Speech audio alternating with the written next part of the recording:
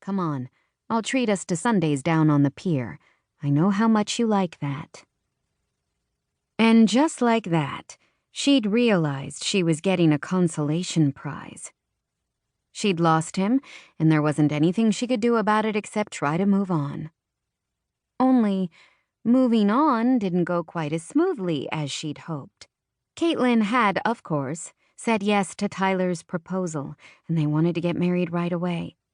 Parker had started packing immediately because she didn't want to be there for the big day, but Tyler convinced her to stay, saying he couldn't imagine getting married without her, and because she was a glutton for punishment, she stayed and watched him marry someone else. And left for home the very next day. Leaving Florida wasn't a big deal.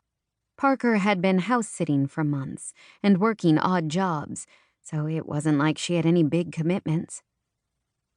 But figuring out where to go hadn't been easy, and she was beginning to notice a pattern. Okay, she didn't notice it per se, but when she told Tyler her plans, he didn't hesitate for a second to share that observation with her. Apparently, Parker was a runner. At 18, she ran from the only place she'd ever known and swore she'd never look back. It had always been her dream to travel, but because Tyler knew her so well, he pointed out how that was only an excuse. She ran from her family, both immediate and extended, because she never had the same ambition they all do and always felt like a slacker comparatively. She also ran from any real responsibility. The steady stream of house-sitting, dog-walking, and a dozen other little jobs that sustained her without any heavy commitment. She traveled, thanks to her inheritance from Pops, but rather than enriching her life, it simply gave her the excuse to keep avoiding being an adult. It would have been impossible to argue with him because he was completely correct. What he didn't realize and what she couldn't tell him was that he had been the only constant in her life. Tyler Burke, the person who she both clung to and took for granted, was the only person who ever kept her grounded. He was the one person who truly understood her and never passed judgment on her. Until now. That final conversation went downhill after he called her out on the way she was handling this whole situation. And, to add insult to injury, he told her he'd never had romantic feelings for her, and he felt that what she was claiming to feel for him wasn't real.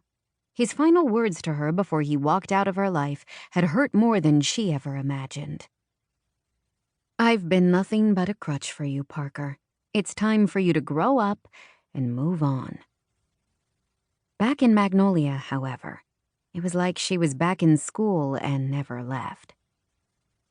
Once she had decided to sever all ties with her life in Florida, it just seemed logical to go home and figure things out. For years, she'd been flitting in and out of town, visiting her family on her own terms, but when she showed up unannounced, it didn't take long to realize how much everyone's lives had moved on without her. Tears rolled down her cheeks, and she didn't bother to wipe them away. Right now, she was essentially homeless. She'd lasted all of 2 days with her parents, and for once, it wasn't her mother who made her want to leave. Her parents were doing major renovations on the house and leaving on a month-long cruise, so staying there wasn't an option. "Really, Parker, if you only bothered to call once in a while, you wouldn't be in this situation," her mother had harped. Oddly, it was almost comforting to get that bit of disapproval. Then, she stayed with her brother Mason and his wife, and that lasted another 2 days before she was asked to leave. It wasn't his fault. Apparently, Parker was a bit too much of a distraction for her young nephews, and her poor sister-in-law was pregnant again and feeling way too overwhelmed. "I still say I could have been a great help if they'd just let me spoil the boys for a little while," she whispered sadly. "We all would have calmed down eventually." The last stop was staying with her sister Peyton and her fiancé Ryder. Just thinking about the two of them gave her a massive headache. Two overachievers who were hell-bent on fixing her. Every minute of the 4 days she spent with them had been filled with them giving her suggestions and helpful hints for getting her life in order. It was like living with two over-caffeinated motivational speakers in her face from dawn till dusk. Exhausting.